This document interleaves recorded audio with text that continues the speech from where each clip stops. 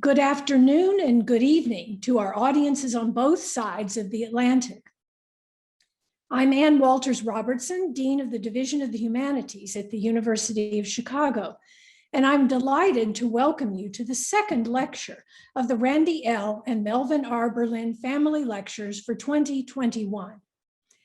As always, we are deeply grateful to Randy and the late Melvin Berlin for their vision in creating this exceptional forum, which allows us to bring to the University of Chicago individuals who are making fundamental contributions in the arts, humanities, and humanistic social sciences. In times such as these, when we most need the wisdom that the humanities provide, the Berlin Lectures spotlight the powerful role of the humanities in the world today, as well as the distinctive position of the University of Chicago in articulating that role. Through the study and practice of the arts, literature, music, philosophy, and more, the humanities explore the ideas that define us and ultimately determine the direction humanity takes. Interpretation lies at the core of this conception of the humanities.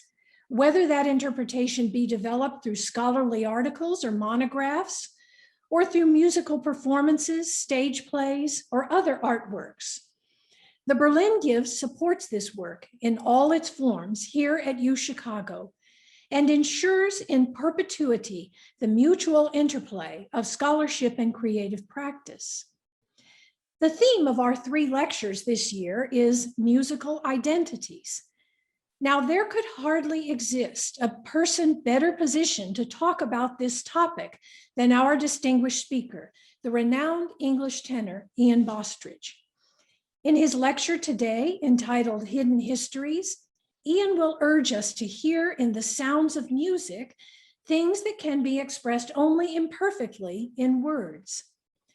As you listen to Ian, you will immediately recognize the voice of an intuitive scholar as well as a remarkable performer. And there is a good reason for this. Before Ian began his singing career, he obtained a Doctor of Philosophy degree from Oxford University, where he wrote and later published a dissertation on witchcraft.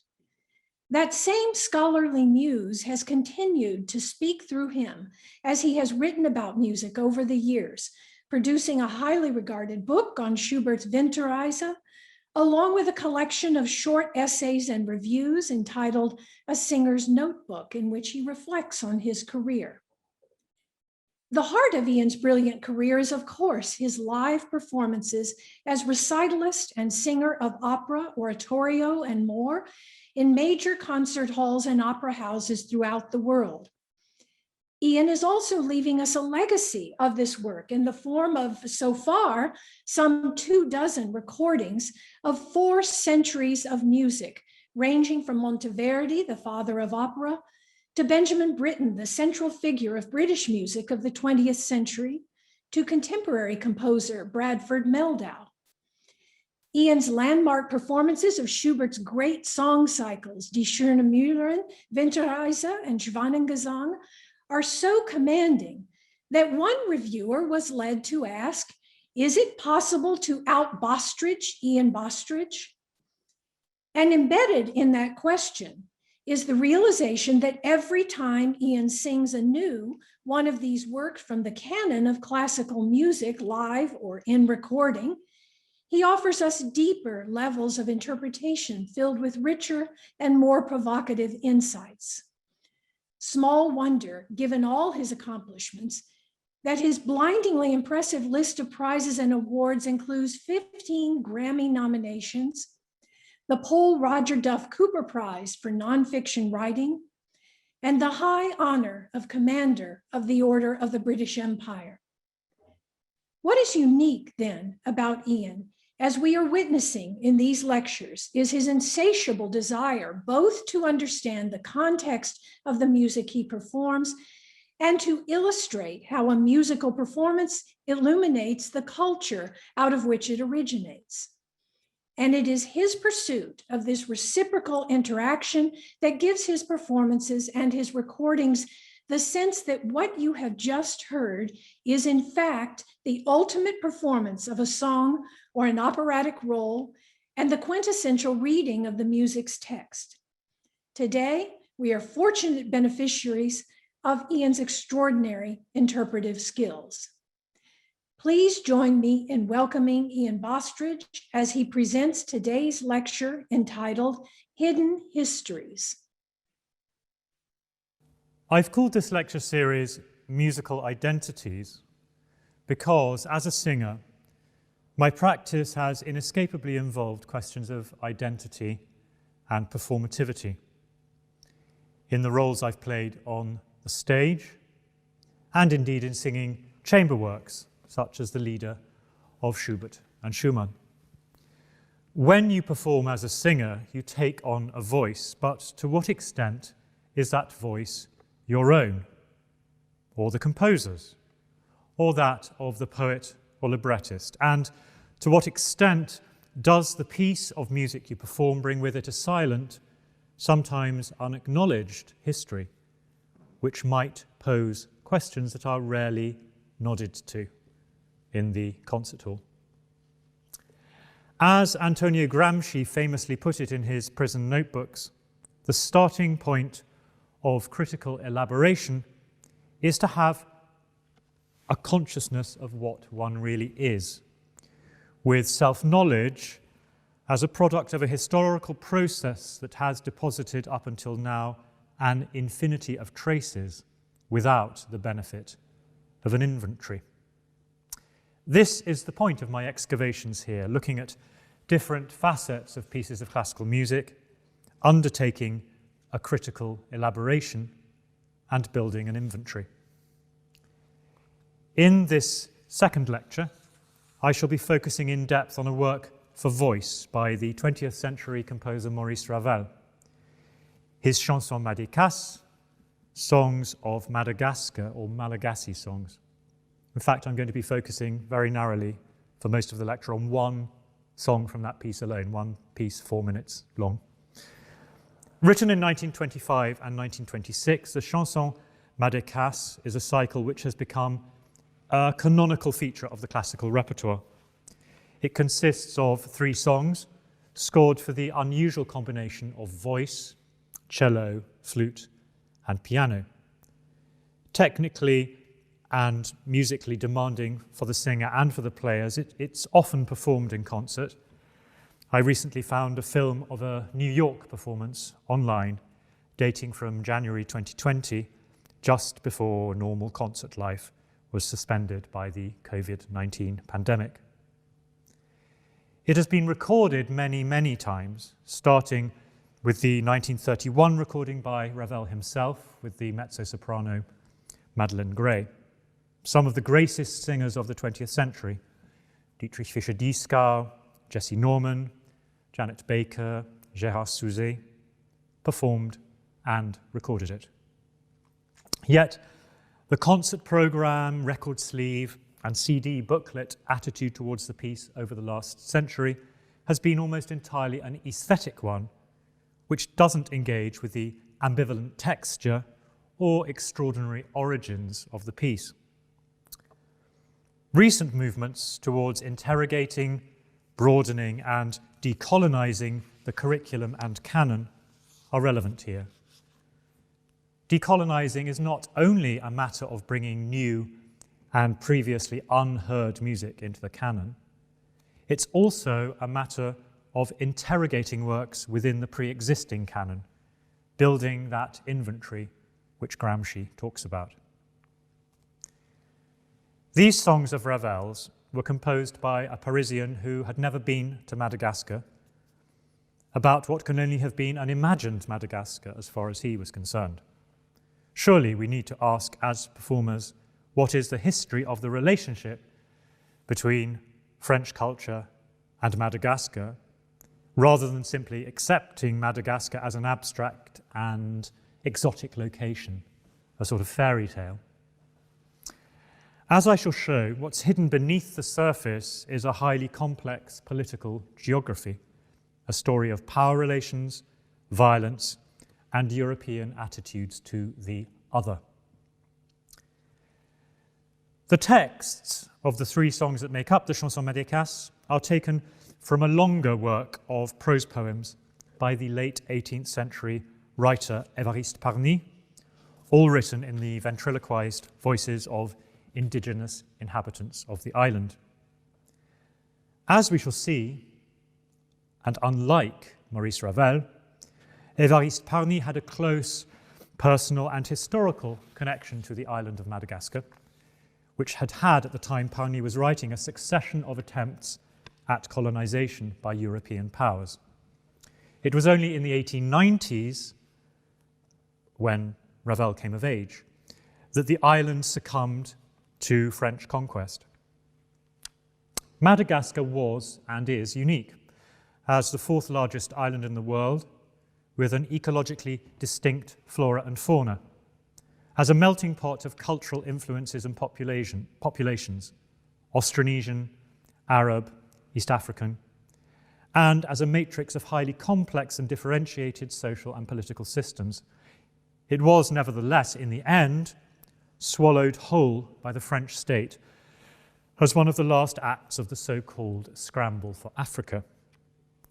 By the time Ravel composed his songs to Parny's texts, the meaning of Madagascar had changed in the French imagination.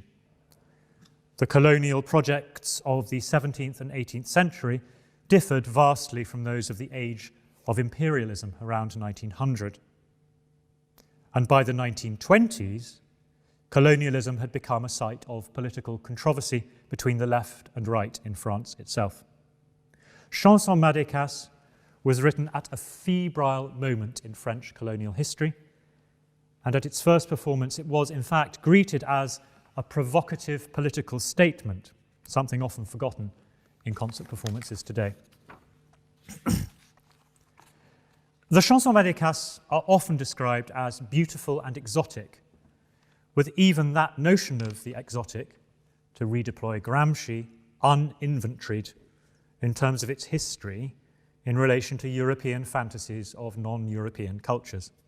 As I've said, the piece consists of 3 songs.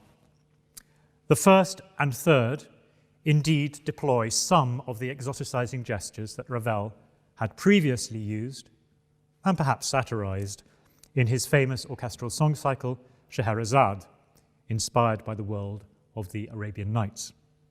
That text's popularity in Europe encoded the undifferentiated othering of non-European cultures.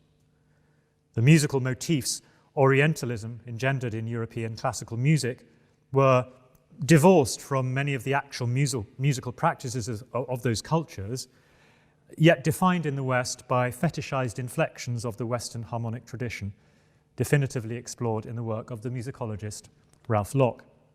It's a huge and complex field. Suffice it to say that in the first and third song of the Madécasses cycle, Ravel, with breathtaking originality, blends together a sound world clearly influenced by the early 20th century vogue for alien textures and alien harmonic sounds, with an overall affect which remains exoticizing in its lazy sensuality and intense eroticism. But the second song of the Madécasses, with which I shall be concerned in this lecture, is very different. Harsh and hard-hitting, it uses its bare scoring to reject the sensual bath of standard exoticizing musical tropes. Could you play the song, please?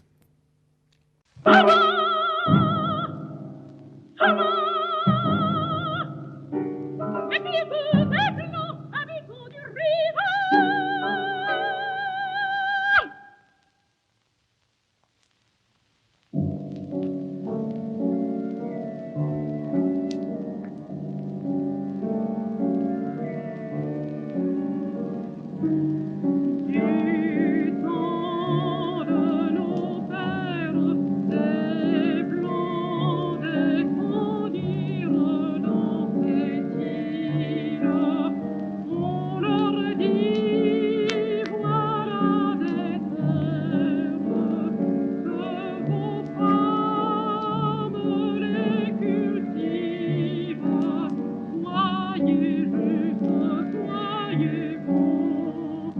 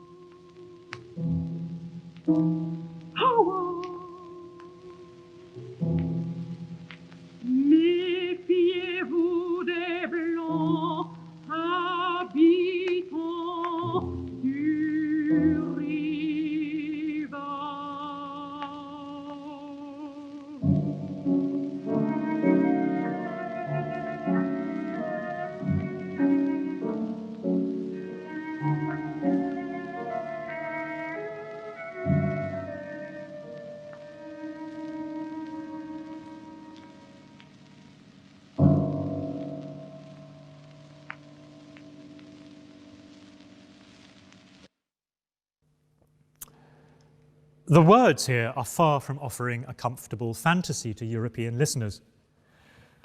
Spoken or sung in the imagined voice of a Malagasy, the text begins, "Méfiez-vous des Blancs," beware of the white people, and it ends by announcing that European invaders are not welcome in Madagascar and stating that they have been roundly repelled. The text is an anti-colonialist cry of liberty, though it's complex because it was written not by a Malagasy, but by a French colonial born on the nearby Île Bourbon, now Réunion, brought up by domestic slaves, largely of Malagasy origin, and a man whose fortune was founded on a commodity economy worked on by slaves, traded mostly from Madagascar. So, where did this cry come from in 1787, and what could it have meant when Ravel created his setting in the mid-1920s? I want to start by taking a look at Madagascar, at failed French attempts to colonize it, and at the poet Évariste Parny's relationship to Madagascar and its people. Map, please. Situated 400 kilometers off the east coast of southern Africa, Madagascar is a vast island, 1,600 kilometers long and up to 570 kilometers wide. Ecologically isolated for tens of millions of years, it was first settled by voyagers from East Asia as early as the 5th century BCE. It subsequently became a crucible for a complex interaction between African, Arabian and Austronesian cultures. By the 17th century, it already had a long history of trade with both the African mainland and the Arabian Peninsula, especially in slaves, captured during raids on each other by the different kingdoms into which the island's population segmented. However, it was the opening up of European markets in that period that allowed the various kingdoms of Madagascar to consolidate their wealth and power.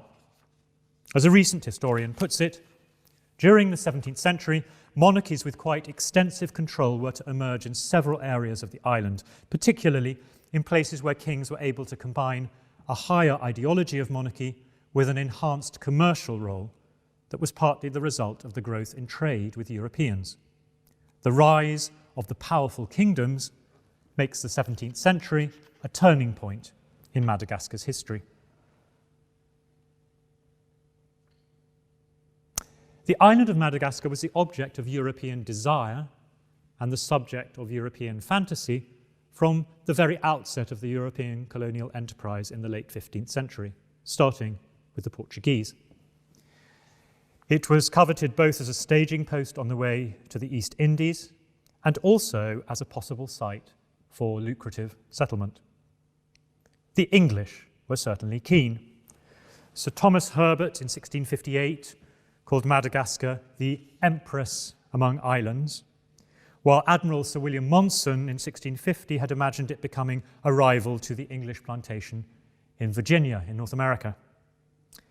Prince Rupert of the Rhine had a scheme in mind in the 1630s for conquering the island, which his mother, the exiled Queen of Bohemia, the Winter Queen, fondly described as his romance of Madagascar, like one of Don Quixote's conquests. Picture, please. And here is a picture of the Earl of Arundel by Anthony van Dyck, Arundel with his wife, looking at a globe in the center of which is the island of Madagascar, because Arundel too, in the 1630s, had plans to settle Madagascar that came to nothing, but it shows you the intense imaginative power of the idea of Madagascar, and it's a wonderful picture, I think. None of the English plans got off the ground, but in the 1640s, the French forged a plan to, quote, take possession of the island, to dwell there, and to trade. Under the sponsorship of Cardinal Richelieu, the Société Françoise de l'Orient sent one Jacques Prony in pursuit of this objective. En route, he succeeded in claiming one of the Mascarene Islands, which he called Île Bourbon, now known as Réunion, the small island where, as we shall see, the poet of the Chansons Madécasses, Parny, was born a century or so later. Prony went on to build a settlement in the south of Madagascar, which he called Fort Dauphin. If we could have the map again, you'll see Madagascar, and then these two smaller islands, the Mascarene Islands, Île Bourbon, Réunion, and the Île-de-France, which swung between being Mauritius and the Île-de-France. Prony's project was riven by conflict among the settlers themselves, who were endlessly afflicted by fevers, and between the settlers and the indigenous Malagasy, who were especially enraged when Prony treacherously sold some 63 friendly indigènes as slaves to the Dutch governor of nearby Mauritius. An attempted revolt against Prony led him to exile a dozen or so of the mutineers to the Île Bourbon, an unpropitious beginning to the French settlement of that island. Back in Paris, the shareholders of the Société became concerned and sent one of their number, Étienne de Flacourt, to sort things out, to establish the glory of the French name and that of Christian piety. That religious motivation, not an inconsiderable one, in these efforts to subdue Madagascar.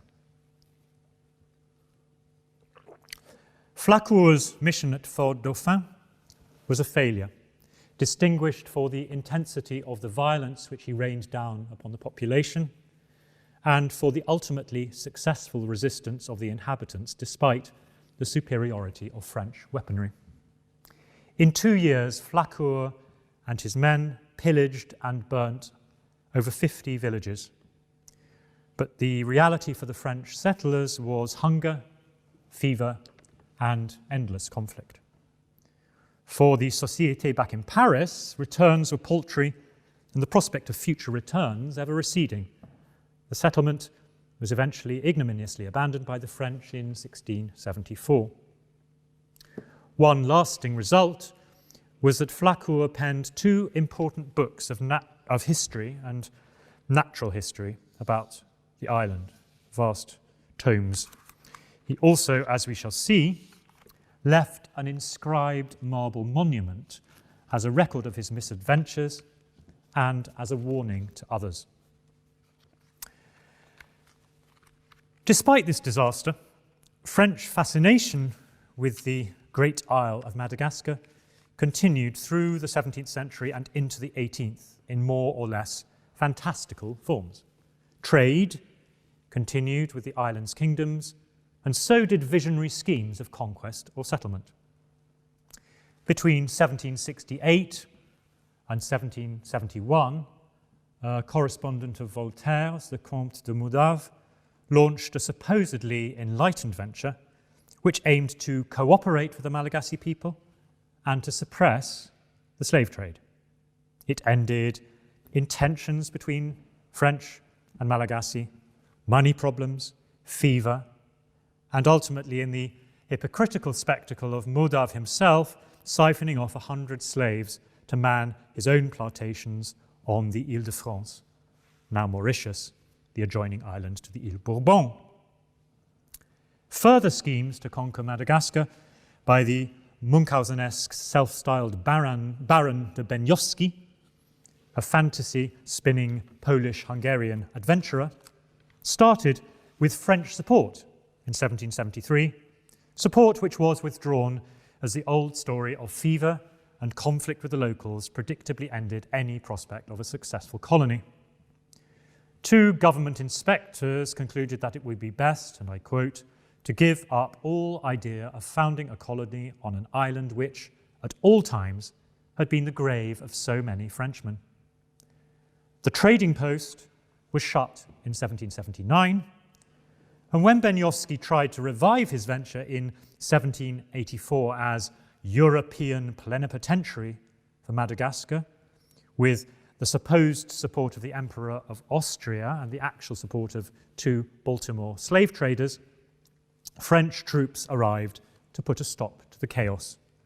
They ambushed and shot dead the unfortunate Count in May 1786, just a year before the publication of Évariste Parny's Chansons Madécasses, with its powerful evocation of the inhabitants' resistance to European incursion. Méfiez-vous des Blancs, beware of the white people. As I've said, the island of Madagascar remained resolutely uncolonized until the very end of the 19th century. Many of the French would-be colonists from the failed Fort Dauphin settlement on Madagascar, evacuated in 1674, went on to settle on the Île Bourbon, one of the Mascarene Islands 800 kilometers from Madagascar. By the beginning of the 18th century, it still had only 1,100 inhabitants and remained largely undeveloped. An influx of retired pirates changed all this.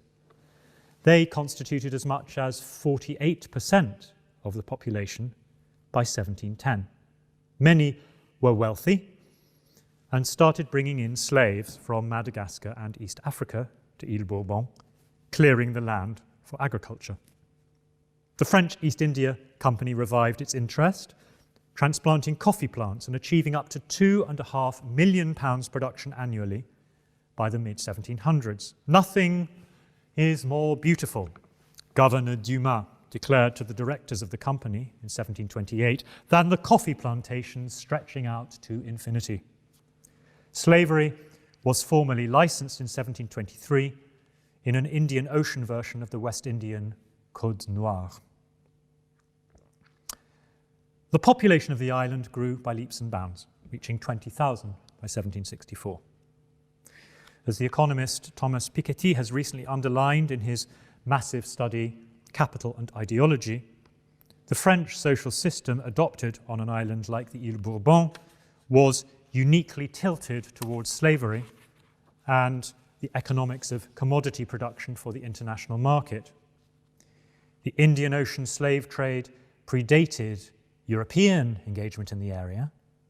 Had always been slave trading, but the capitalist dynamics of the 18th century drove it to a level of unprecedented intensity and unprecedented cruelty. There was a historically unprecedented proportion of slaves in the population of the Île Bourbon, 80% or 15,800 slaves versus only 4,200 freemen in 1764, when Évariste Parny, the author of the Chansons Madécasses, was 11 years old. The largest concentration of slaves in the Euro-American world on the eve of the French Revolution of 1789 was on French island colonies, east and west. By the 1780s, they numbered in total some 100,000. Settlers made their way to the Île Bourbon to make their fortune. One notary estimated the return on capital as 10% per annum in 1756, compared to a relatively paltry 5% in metropolitan France itself. The governor sent to the island in 1727, Benoît Dumas, made fabulous gains, doubling his fortune in less than 8 years. So, it was on this island, paradise and prison, as he put it, that the poet of the Chansons Madécasses, Évariste Parny, was born on the 6th of February, 1753.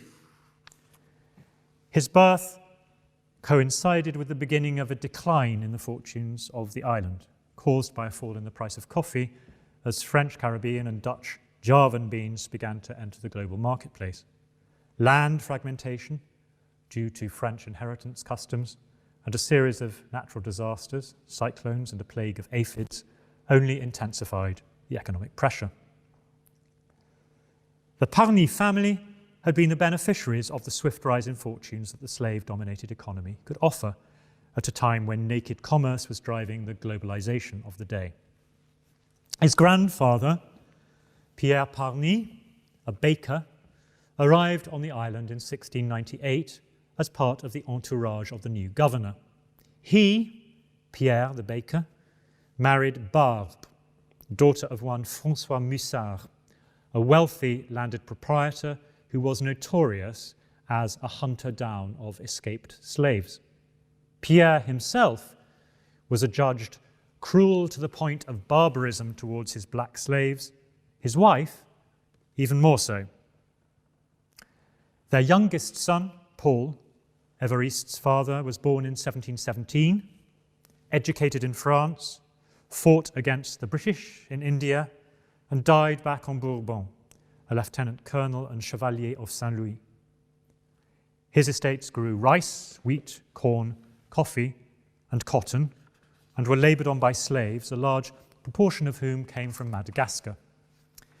Évariste, born on Bourbon, was also educated in France, was commissioned into the French army, travelled the world, returning home in 1773 and 1783, his two returns to the Île Bourbon. He finally settled in France, where he died in 1814.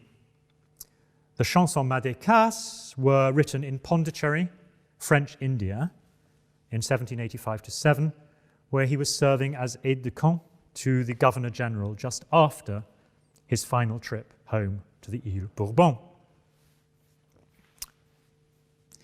The assertive cry of liberty that Parny put into the mouth of an indigenous Malagasy is not straightforward in its context. Évariste Parny's own attitudes towards slavery and colonial settlement were complex and refracted through his upbringing on Bourbon, his travels as a young man to South America, India, and the Cape, and his long association with and residence in the metropolitan France of the Enlightenment, only a few years before the outbreak of the French Revolution, in which he played virtually no part and he managed to sit it out and survive. Writing in verse from Pondicherry in 1785 to his great friend and fellow Bourbonnais poet, Antoine de Bertin, he spoke blisteringly of ce monde toujours désolé par les Européens sanguinaires, this world still desolated, still made desolate by the bloody European. His instincts were anti-colonial, anti-slavery, his instincts, while at the same time he remained deeply implicated, like so many other progressive voices, in a world dependent on colonial voices and the slave trade. A colonial officer, after all, and a man who had inherited 18 slaves from his mother when she died and stood to inherit yet more on the death of his father. Évariste's mother had died when he was only 5 years old, so he would have been educated initially by house slaves of Malagasy origin, absorbing, as Parny wrote to his friend Bertin, the tastes and manners of those he lived with.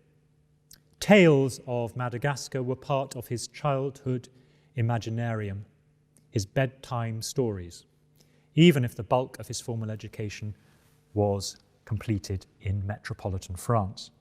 He remained for the rest of his life fascinated by the Malagasy language.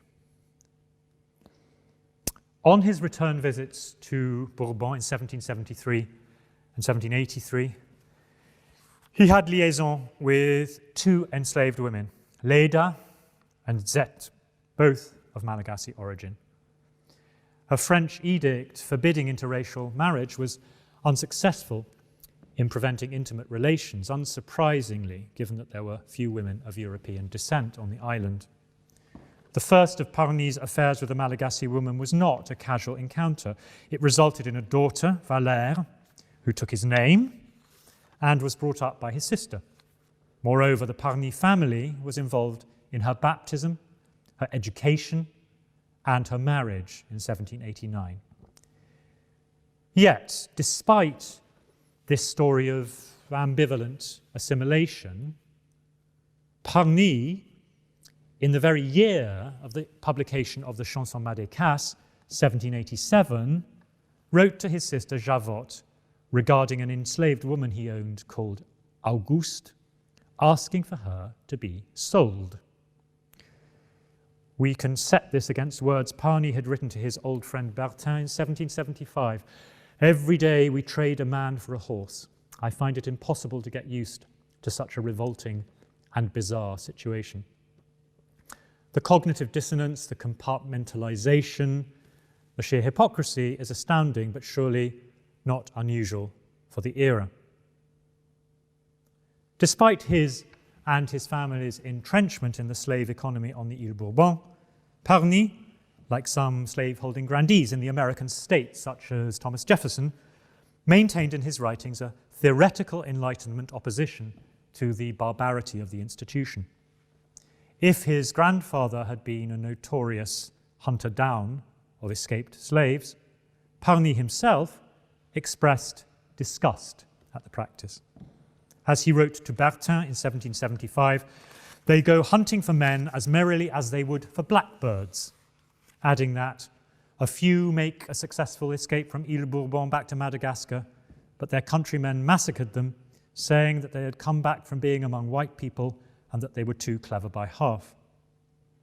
Parny declares, in words that anticipate the opening cry of that poem from the Chansons Madécasses, "Méfiez-vous des Blancs," beware of the white people. He himself declares in this letter, "Unfortunate people, it's rather these very whites that you should be pushing from your peaceful shores." Parny could see the economic inefficiency of the system and also its moral bankruptcy, repeating the tale of a dying slave who, coming to as he receives an involuntary baptism, declares that he doesn't want another life, immortal life, as even there he might perhaps still be the slave of the person baptizing him. In his letter to Bertin, Parny refused the convenient fiction that enslaved men and women were not human beings, but his attitude was contradictory. He remained embedded in a social system founded on slavery. The Chansons Madécasses can be seen as Parny's imaginative reaction to this moral morass, an attempt to engage with what he saw as both the humanity and the otherness of the house slaves, Malagasy by origin, among whom he lived, such as the nurse who'd brought him up, or the women with whom he had intimate relations. But intriguingly, the voices he ventriloquizes in the chansons are not those of Malagasy slaves on the Île Bourbon, but free Malagasy on the as yet uncolonized island of Madagascar. The Chansons Madécasses are prose poems, poetic in nature but not written in verse. As perhaps the first prose poems in French, they were to have great literary influence as the first in a long and distinguished tradition, and they made their mark on a whole generation of 19th century poets, most notably Charles Baudelaire and Alexander Pushkin. Published in 1787 in France, they were printed with a frontispiece which fictitiously claimed they had been published on the Île Bourbon itself. The poems are presented as being translations of Malagasy originals, but it's clear that they were written by Parny himself. They've been shown, nevertheless, to be full of linguistic markers of documentary accuracy, for example, in the use of names. Parny would have picked up some Malagasy as a child, and he retained a lifelong interest in the fascinating Austronesian language. The indigenous words for the power of the sun, Zanha, and for a bad spirit, Ni Angatra, for example, are reflected in the deities Parny invokes in one of the songs not set by Ravel, Zanahang and Nyang. The name of the woman in Ravel's first, erotically charged song, the beautiful Naondov, for whom the speaker is waiting, with whom he makes love, and for whom on her departure he languishes, is derived from the indigenous word Nahandova, he who will inherit. Echoes of the rich tradition of Malagasy oral storytelling interact with European traditions. And Parny's Chansons Madécasses also include depictions of identifiable local social practices. But in terms of external documentary evidence, the most striking example is to be found in that second song set by Ravel, actually song 5 of Parny's set of poems, Méfiez-vous des Blancs. I'll read the first part of the poem in English. beware of the white people, inhabitants of the shore. In the time of our fathers, some white people descended on this island. They said to them, here's some land, let your women cultivate it. Be just, be good, and become our friends. The white people promised, and all the while they were making fortifications. A menacing fort was raised up. Thunder was encased in brass mouths. Their priests wanted to give us a god we didn't know. At last, they spoke of obedience and slavery, rather death. The carnage was long and terrible, but despite the lightning that they vomited and which wiped out whole armies, they were all exterminated. This account clearly reflects French attempts at colonization in the mid-17th century, the efforts to deal with the indigenous Malagasy, the erection of Fort Dauphin, the violence inflicted on the Malagasy, and the promulgation of the Christian religion. The poem celebrates a notorious French defeat.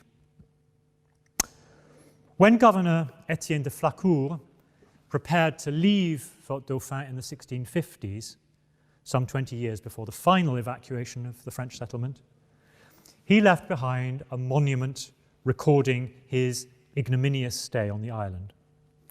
Repurposing a piece of marble left by earlier Portuguese settlers, he had inscribed on it 3 fleurs-de-lys as a symbol of the French monarchy, and this warning in Latin: Advena monita nostra, tibi tuis vitae tuae pro futura cave abincolis.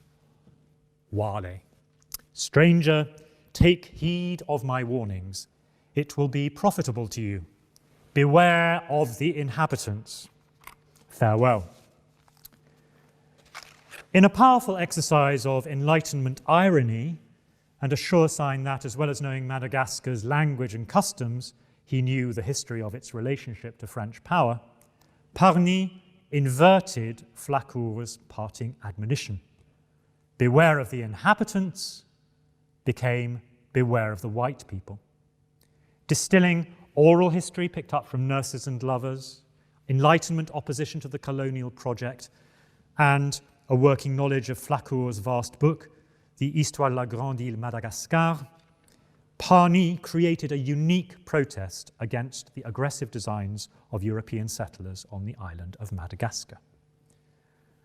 The final part of the poem makes it clear that Parny was not just writing history in condemnation of the 17th century expedition under Flacourt, but also contemporary commentary. We do well to remember that Méfiez-vous des Blancs was published just a year or less after the fatal shooting of the Baron Benyowski finally put an end to his crackpot, harebrained schemes for conquering Madagascar. This is clear from the following lines. We've seen new tyrants, stronger and more numerous, plant their flag on the shore. The sky fought for us, it made rains fall on them, storms and poisoned winds. They are no longer, and we live free. Parny's ventriloquism and his adoption of an indigenous point of view were by no means unprecedented among French writers of the 18th century. The Abbé Raynal's Histoire des deux Indes, History of the Two Indies, Histoire des deux Indes, was first published in 1770, revised and expanded for a 1780 edition, and appeared in no less than 48 editions up to Raynal's death in 1796.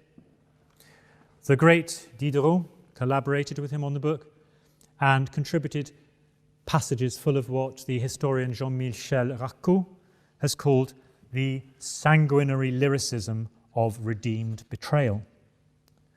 What makes Parny's work, and Méfiez-vous des Blancs in particular, so special is his deep engagement with Malagasy culture and a fierce rhetorical stance which might almost seem to be fed by the guilt which must have afflicted Parny as a slaveholder and as a colonialist.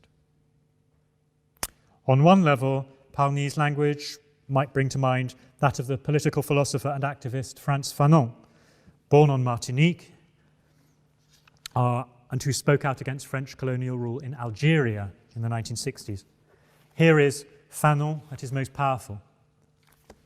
Their first encounter was marked by violence, and their existence together, that is to say, the exploitation of the native by the settler, was carried on by dint of a great array of bayonets and cannon. For the native, life can only spring up out of the rotting corpse of the settler. Illuminated by violence, the consciousness of the people rebels against any pacification. Beneath the superficial similarities between Fanon's discursive practice and that of Parny, we need to locate Parny within his own historical moment in order to recognize both his precocious power and his lurking intellectual discomfort.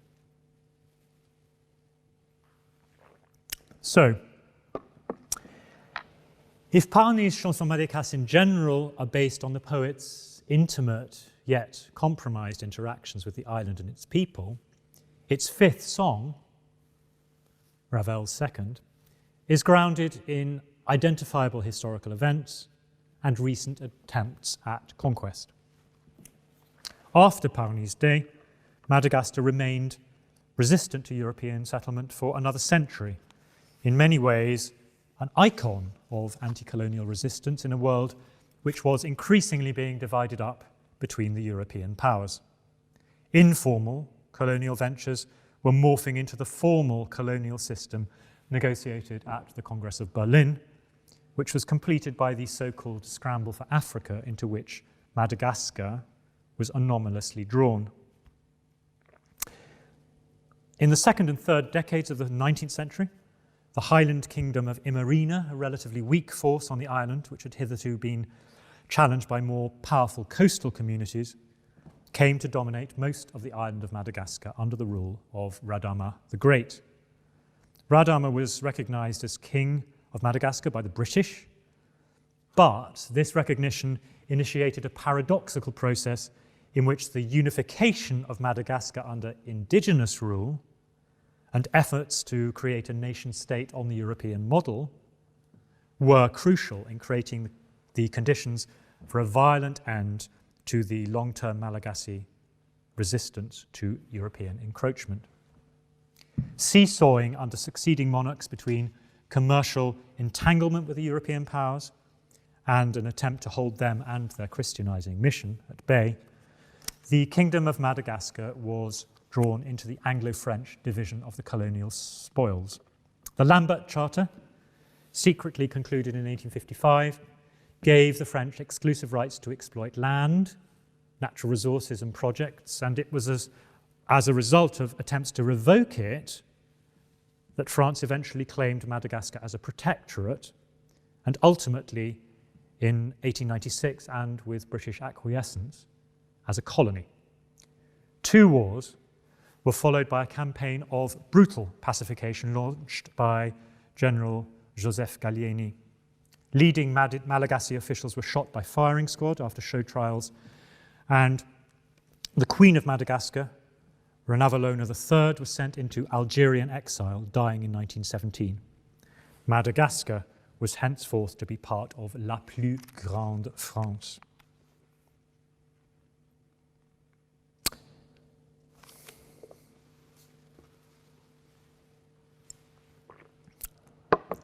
Eight years after the death of the last Queen of Madagascar, in May 1925, at a soirée to which the cream of the French musical establishment had been invited, a French mezzo-soprano named Jane Batory stood up and, to the dissonant, brittle accompaniment of a pianist, a cellist and a flute player, shrieked twice the mysterious acclamation, Aoua, Aoua, A-O-U-A, before launching into Évariste Parny's words in the fiercest of sung accents. Méfiez-vous des Blancs, habitants du rivage.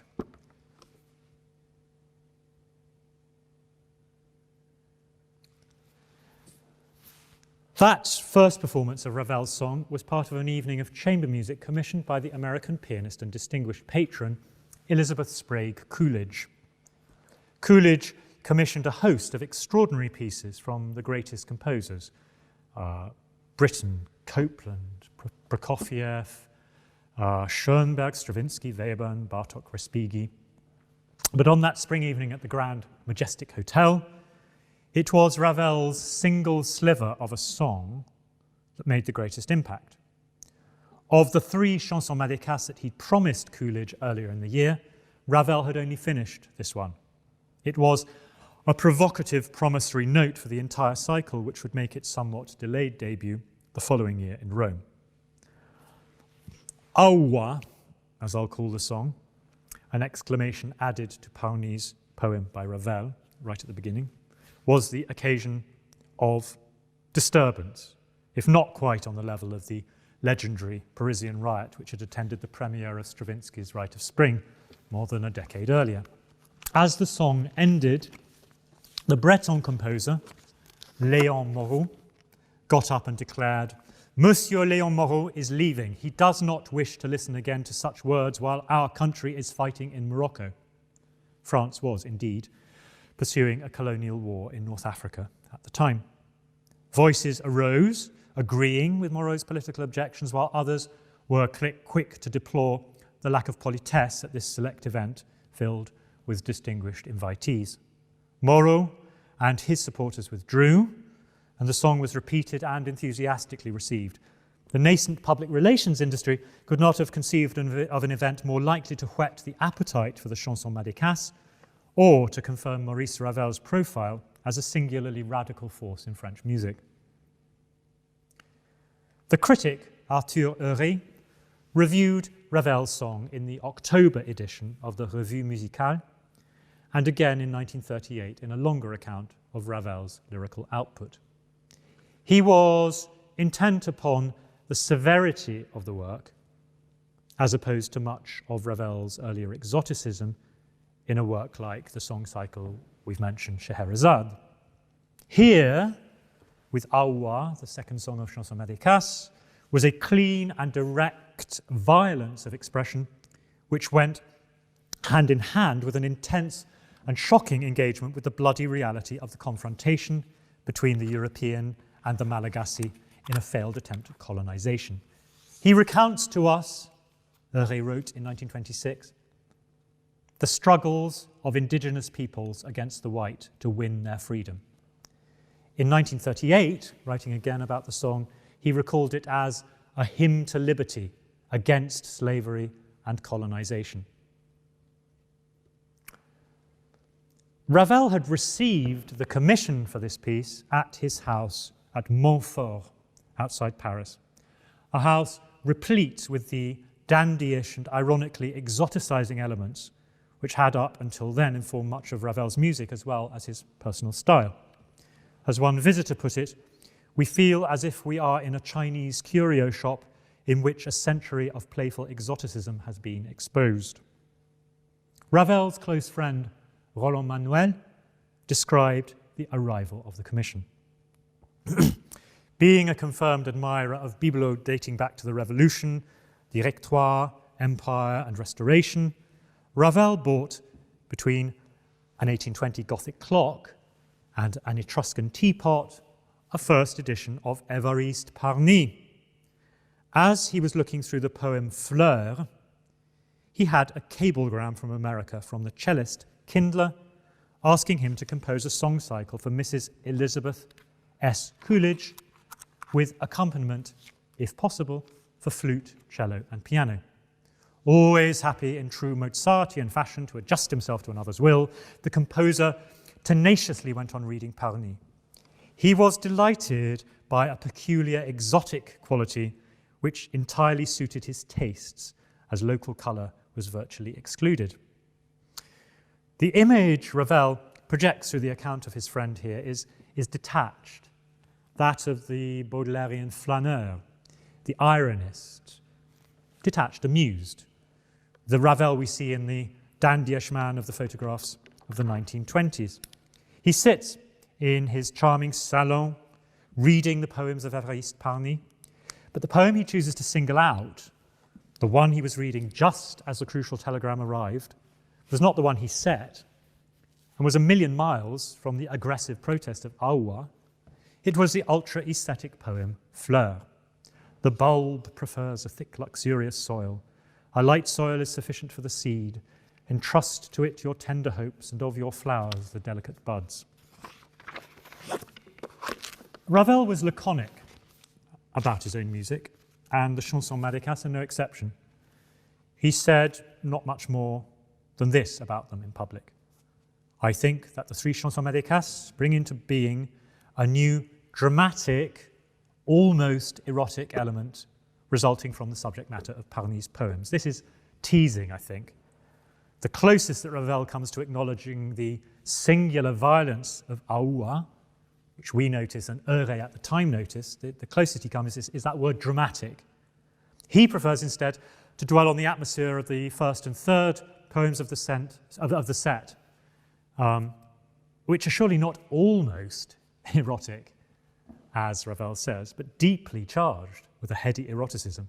The first, Naon Dove, is nothing less than an evocation of anticipation, sexual fulfillment, and post-coital rest. Also, eroticism is not something new to Ravel's output. Maybe it's more intense in the Chansons Madécasses, but if we look at earlier works like the song cycle Scheherazade, the first song has an orgasmic musical climax with a post-coital nicotine haze towards the end. That's the first song, Asie. And the third is a matter of barely closeted homoerotic tension, I think. It's the political violence of aoua that is shockingly new. So, under this mask of quasi-detachment, what were Ravel's politics?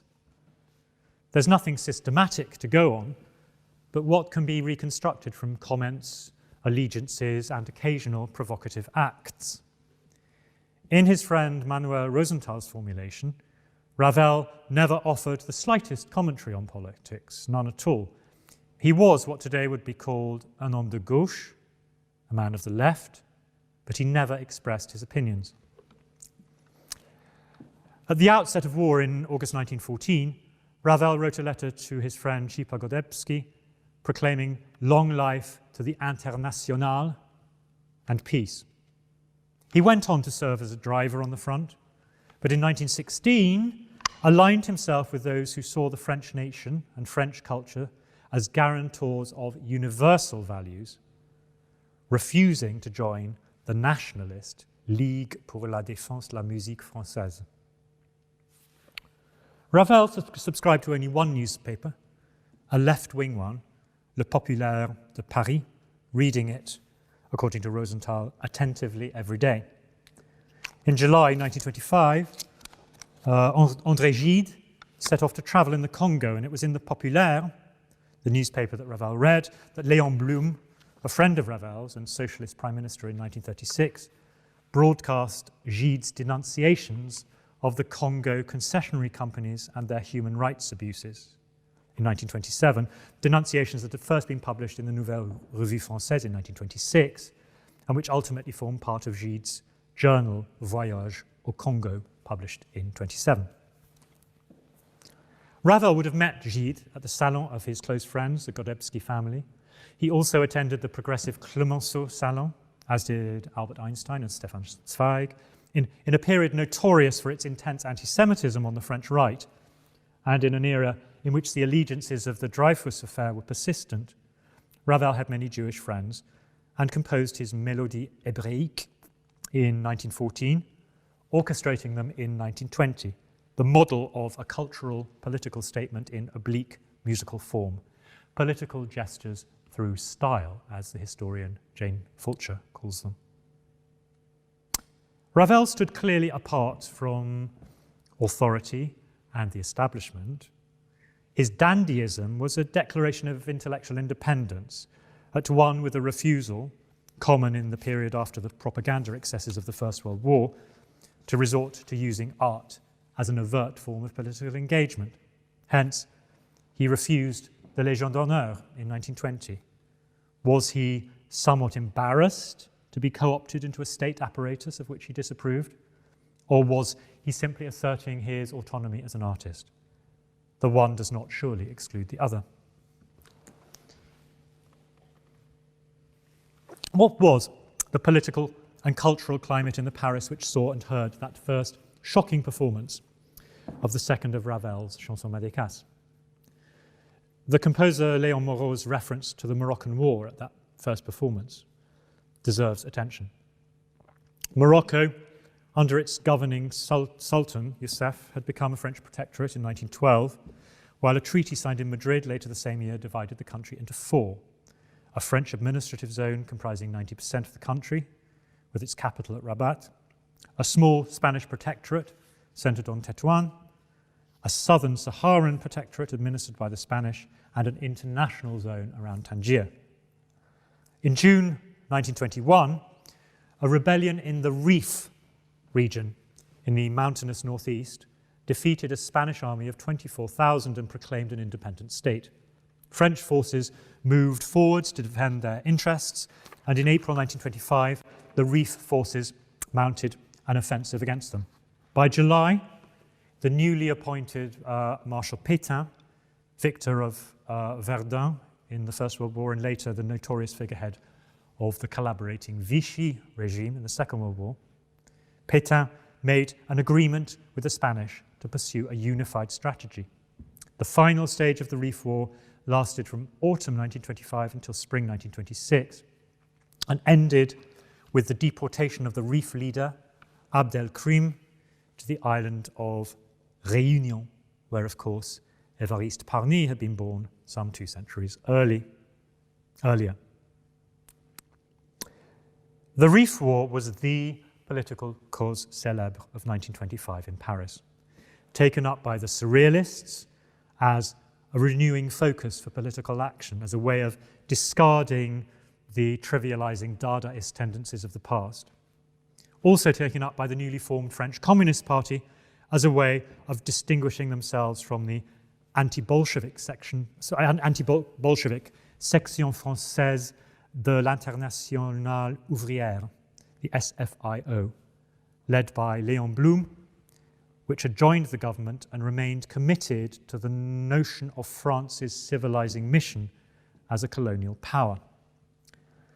As Blum himself put it in July 1925, we acknowledge the right and even the duty of superior races to attract those who have not arrived at the same degree of culture and to call them to the progress realized thanks to the efforts of sciences and industry. We have too much love for our country to disavow the expansion of its thought and of French civilization. The Section Française de l'Internationale Ouvrière had ministers in the government who were convinced that France had a duty to remain in Morocco, to protect its inhabitants and prevent what they saw as an ominous descent into barbarism and Islamic fanaticism. Despite Blum's support for Gide's assault on the excesses of the colonial concessions in the Congo, the position of both men, Blum and Gide, was that these were indeed excesses and that a distinction had to be maintained between criticizing colonial abuse and criticizing what they saw as the noble mission of colonialism and the post-war mandate system itself. Ironically enough, it was Ravel's friend, the Prime Minister Paul Painlevé, who escalated the war in Morocco in April 1925. In May, the month of that first performance of Aoua, Méfiez-vous des Blancs at the Hotel Majestic, in May, the first of hundreds of anti-war demonstrations organized by the French Communist Party drew 15,000 protesters onto the Parisian streets. And on the 12th of October, the month in which Heuret published his review of Ravel's song, the French Communist Party called a general strike. It's not difficult to see why Ravel's 4-minute-long song, with Parny's extraordinary anti-colonial message and a musical language of supreme, laconic, dissonant violence, was like an agit-prop bomb dropped into a febrile atmosphere. Ravel cannot have been unaware of the effect his song would have, but his subsequent comments about the cycle and the ultimate sandwiching of the violence of the second song between two songs which depicted the more traditionally exoticist attitude de plaisir et abandon de la volupté, the poses of pleasure and abandonment to voluptuousness. That comes in one of the other songs. This sandwiching of the violence between two exotic songs suggests a retreat back into his aestheticizing shell. The Chansons Madécasses was certainly a new venture for Ravel aesthetically, and the violence of the second song is a brilliant musical foil for the languor of the first and third. But the shocking political context should not be allowed to disappear. According to the historian Jane Fulcher, writing in her influential The Composer as Intellectual, Music and Ideology in France, 1914 to 1940, Ravel's ideological practice was a matter of, quotes, subversion, which was always subtle, taking place on the level of symbols and gestures which, as he well knew, could be even more powerful than conventional discursive confrontation. If the second song of the Chansons Madécasses is not a political manifesto and layered with as many ideological complexities as Parny's poems, its subversion is surely more than subtle, an exercise of imaginative identification with the other, which problematizes or questions, as art surely can and should, the orthodoxies of the political and social order.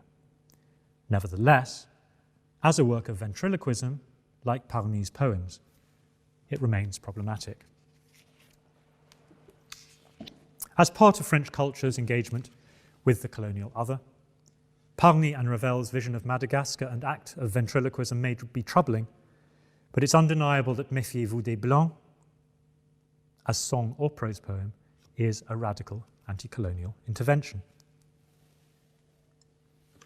Poulenc's Rhapsodie Nègre shows us how very different a 20th century French composer's engagement with the idea of Madagascar could be. During the war itself in 1917, Ravel himself was present at the premiere. The piece was, Poulenc later disingenuously wrote, a reflection of the taste for African art that has flourished since 1912 under the impetus of Apollinaire. The baritone, scheduled to sing at the first performance, withdrew at the last moment, Poulenc explained, saying it was all too stupid. So I had to sing this interlude myself, partly obscured by a huge music stand. As I had already been mobilized, one can imagine the unexpected effect of this soldier bawling in pseudo-Malagasy. This poem was, in fact, part of an offensive racist imposture, Les Poésies de Macaco Kangourou. This collection of poems by a fictitious Liberian author had been published in 1910. Most were written in ungrammatical and syntactically challenged French, but a nonsense poem, Honolulu, supposedly in the poet's own language, was included, and this is what Poulenc set as the third movement of the Rhapsody and referred to as being in pseudo-Malagasy. The poems were ostensibly edited with a spurious apparatus of footnotes by Marcel Proulx and Charles Moulier, pseudonyms of Marcel Aumois and Thierry Sandré. The fictitious kangaroo is supposedly fated in his own country, and the book is tricked out with a nasty frontispiece showing the poet as a stereotypical African savage, comically adorned with a laurel wreath and wearing a toga. Ravel's typically laconic yet possibly sarcastic comment on Rhapsodie Nègre was that Poulenc had created his own folklore. Poulenc's work shows the most offensive side of what at the time in Paris was known as negrophilia. As Petrine Archer-Shaw, the historian and author of an influential study of the phenomenon, puts it, blacks were packaged exotically for the marketplace at the same time that race theories defended them as lesser beings. Josephine Baker, star of the Revue Nègre, and later a civil rights activist, deftly encapsulated the problem. The white imagination sure is something when it comes to blacks. Mid-20s Parisian culture at one and the same time patronized and celebrated black artists. The crucial contradiction lay in an attitude which, in continuity with the pre-war avant-garde, questioned the self-satisfied conviction of white Europe's material and moral progress, but did so by asserting the alternative value system of a so-called primitive or uncivilized blackness of the imagination. It's important to recognize that this is the cultural moment from which Ravel's song emerged. Ravel was undoubtedly participating in the vogue that was negrophilia, while at the same time issuing a powerful and unmistakable cry against the horrors of colonialism. Layer upon layer of progressive intentions, bad faith, and inconvenient, not to say corrupting, material and political entanglements underlie Parny's original prose poems. And the context of Ravel's masterpiece is just as complex. Written 30 years after the conquest of Madagascar, Chansons Madécasses of Ravel is a difficult work whose resonances and historical ironies deserve to be unpicked and engaged with. In 1945, another composer, Raymond Loucheur, wrote a piece for the 50th anniversary of the French takeover.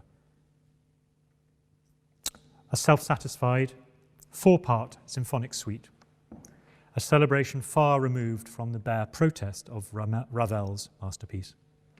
Musicians, boatmen, sorcerers, warriors, these are the movements with which Loucheur, with lush orchestral assurance, summons up a picture of a distant land finally reconciled to European rule.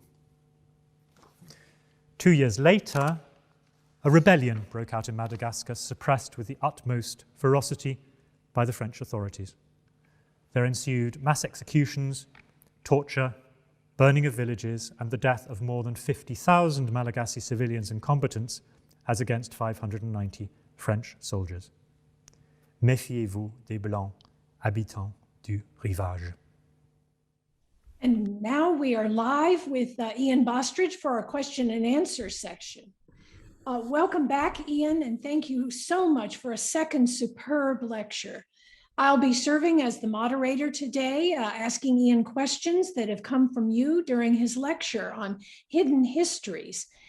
Please push those send buttons and send us your questions. We already have a few, but please keep them coming. This has been a very interesting and provocative lecture, I feel.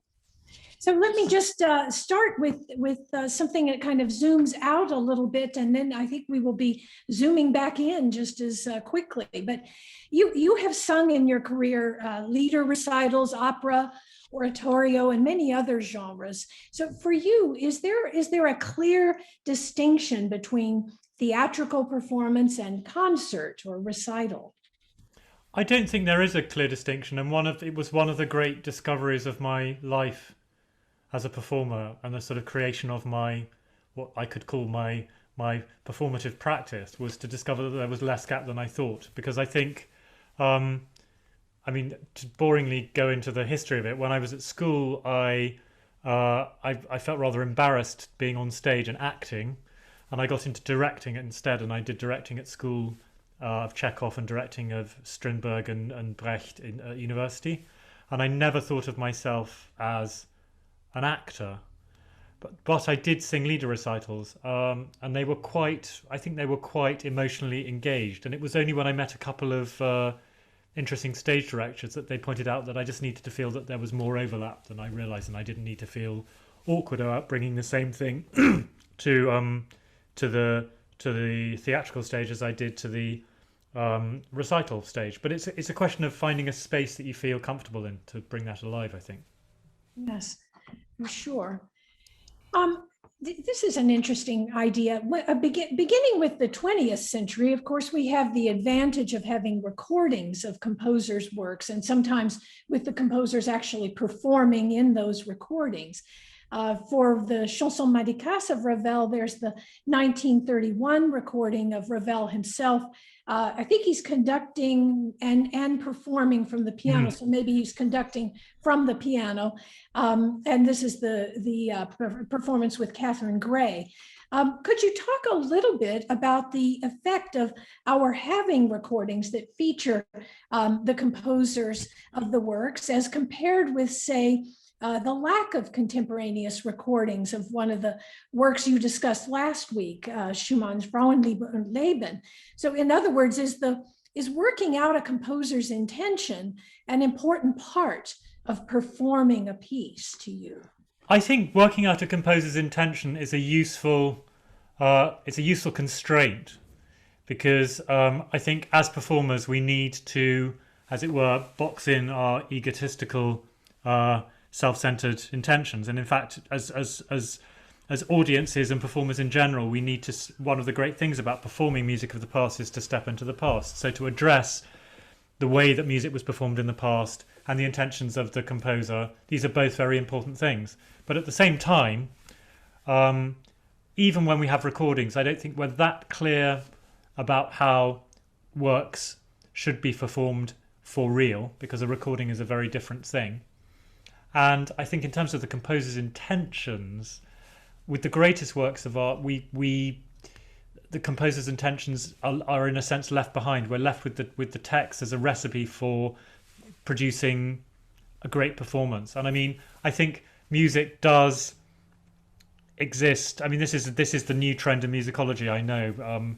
Particularly Nicholas Cook has written a lot about it, and he's looked a lot at recordings and all sorts of performance practices in that way. I think to recognize that music is really performance is a very important thing.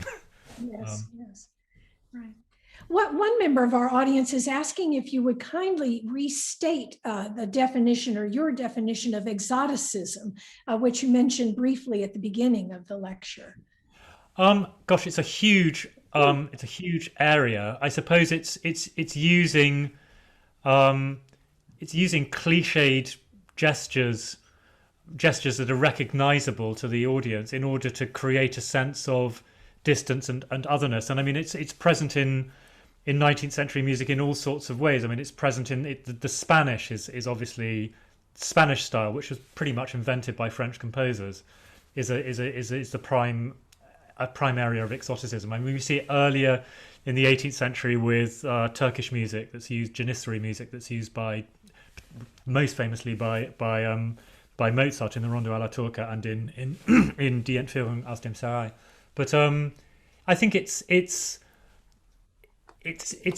using a rather telescoped, cliched musical gesture in order to create this otherness, rather than either creating a new style or engaging with music of other traditions, which I think is something that somebody like Benjamin Britten does. And I mean, one area I didn't really go into in discussing the Chansons Madécasses is the extent to which he was influenced by having heard Malagasy music in the late 19th and earliest 20th century at some of the exhibitions in Paris. Yes. But it opens up now a whole area of complex debate about, on the one hand, being influenced by other traditions, which surely we all think is a good thing, and then this idea of cultural appropriation, which I didn't even really want to get into because I think it's such a complex area. Yes. Well, building on that question just a little, the choice of instrumentation of flute, cello, piano, and voice is a little bit unusual. It's not the everyday scoring. And if I remember correctly, I think Elizabeth Sprague Coolidge actually asked or used that instrumentation. But I wonder if there was something meant to be exotic sounding about that instrumentation, or about, say, the flute. Or do you have a sense that it works particularly well, let's say, for this particular setting of a poem? Yeah, I mean, it's I suppose the way it happened was that she asked for this combination, I imagine because she had particular players in mind, because I think the commission was relayed to Ravel by the cellist who ended up playing. And then Ravel must have thought about it and realised that, I mean, he as with many early 20th century composers, he was listening to music from other traditions, and he must have realised that the flute, the cello, and the piano presented real possibilities for creating timbres and harmonic structures that sort of related to other musical traditions. And then the fact that he was sitting and reading at the time he received the commission, he was sitting and reading poems by Parnive, though they weren't the Chansons Madécasses. He must have suddenly thought, Madécasses, flute, cello, piano, I can make some sort of Malagasy sounds in this. Yeah. Wonderful. You told us that the Chansons Madécasses, and especially Awa, were greeted as a very provocative political statement at the first performance. Mm-hmm. And if Awa is an example of what we might call artistic free speech, or as you called it, an agitprop bomb, I think you said. When is art better at doing this than, say, political writing? And does it take a striking musical setting? One of the things I think I picked up from what you said is that the awa was added by Ravel, that's not in the poem by. Yeah. So does Ravel intensify that poem further by adding, and it ends up being what a refrain throughout the awa, beware of the white men. Yeah. I think the word awa it's another area I didn't have time to go into. It's a difficult one because I think there's some evidence that he picked up the word from a French musical encyclopedia, which was relaying the sound that some supposedly, quintessentially savage people were making at one of these exhibitions. So in fact, it has a slightly, it's slightly exoticizing in a way that doesn't totally fit with the plainness of the address of the rest of the song, I think, because the rest of the song is so direct. Yes. As is, in the way that the poem is direct. That awa is. I'm not entirely happy with awa in a way. It's like it takes away from that, but it's complicated. Yeah. Well, I guess a little bit related to that, but stepping back a little bit, one of our audience members asked if you could comment on this deeper understanding of the song's layered history and how that might illuminate a singer's performance of it. So speaking more now about the performer, what should they be thinking or doing in performing awa? I think, this is always the problem when I'm asked about, because I'm a singer who does a lot of research, not about all the pieces I sing actually. And one of the reasons I came to this piece and wanted to write about it was because I had only once in my life performed this piece, and I don't think I'd really thought about it at all. And then it suddenly occurred to me that actually, as a responsible artist, I need to think about, and particularly with a song that's political like this, I think any way it's actually going to affect the performance is going to be subliminal. It's going to feed the imagination and the imaginative space that the performance takes place in. But I think the issue for me in a way is should I be performing this song? I think I can perform this song if I perform it with due sort of knowledge of the origins of the song, but it's a complicated thing because should it be sung by a black singer? The first time I ever heard it sung, it was sung by a black singer, and as a result it was incredibly powerful. But actually it's a work written by two white artists who were deeply implicated in the colonial enterprise. So it's who should be singing it, who should be doing. I think the thing is we should, in order to make these works that we inherit from the past work, in order to bring them to life, we need to explore them. That's the thing. Yes. Well, again, related to that, you have discussed mostly the second song, the Awa. I wonder if you could say just a few words about Nahandov and the third song. Our audience member is asking, are any of them protest songs, and how do they relate to one another? How did the three songs go together? They're much more typically exoticizing. I don't think they're not really full of mostly of the cliche gestures of exoticism, but they're about a sort of, as are Parni's poems partly, they're about a sort of European imagination of a sort of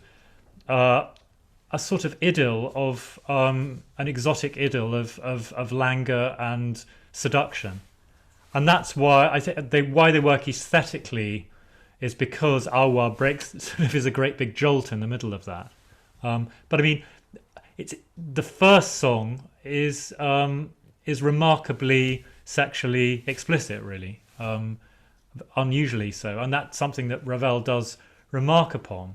But I don't think the first song and the third song, in terms of their subject matter, are totally novel for Ravel in the way that he suggested. I think the thing that's really novel is the second song, and the fact he doesn't say that is, in a way, a measure of the fact of how novel it was, because I think maybe he backed off. Well, and the third song is just utterly bizarre at the end, the way it just suddenly out of nowhere says, "Hey, go make us Go make the meal." Yeah, dinner." yeah.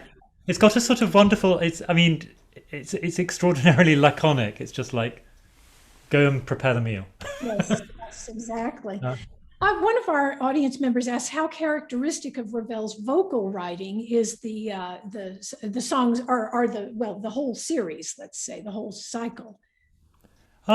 In my experience, Ravel's vocal styles are incredibly various. I mean, I've sung Scheherazade, which is a much earlier work, full of exoticism and exotic gestures, but I think also ironizing them.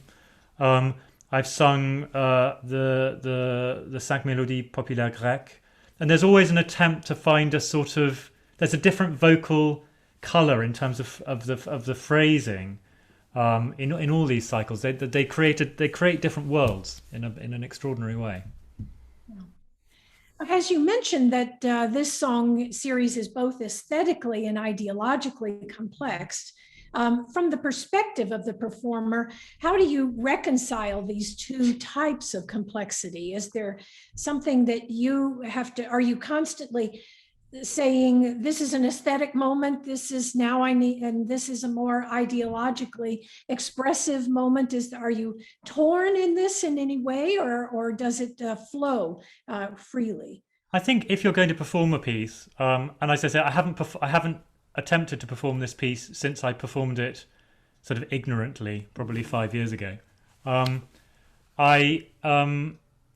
I think it has to be presented aesthetically. You have to absorb as much of the information as you think is useful to feed your imaginative stance, and then go with it. Really, I mean, I look a lot at taking a completely different sort of work. I've thought a lot about Winterreise. I've looked a lot at the political context of Winterreise. And I'm sure thinking about the political context has informed my reading of the piece. But when I perform it, that I'm not thinking intellectually. Yes. Well, I think that we have come to the end now of our question session, and I want to thank Ian so much for joining us today. This has been an excellent discussion about hidden histories. We hope that you can join us for the final of Ian's 3 Berlin lectures next Saturday, April 24th at 1 p.m. Central Daylight Time, when Ian will discuss meditations on death in several musical works by Benjamin Britten. Thank you once again, and enjoy the rest of your day.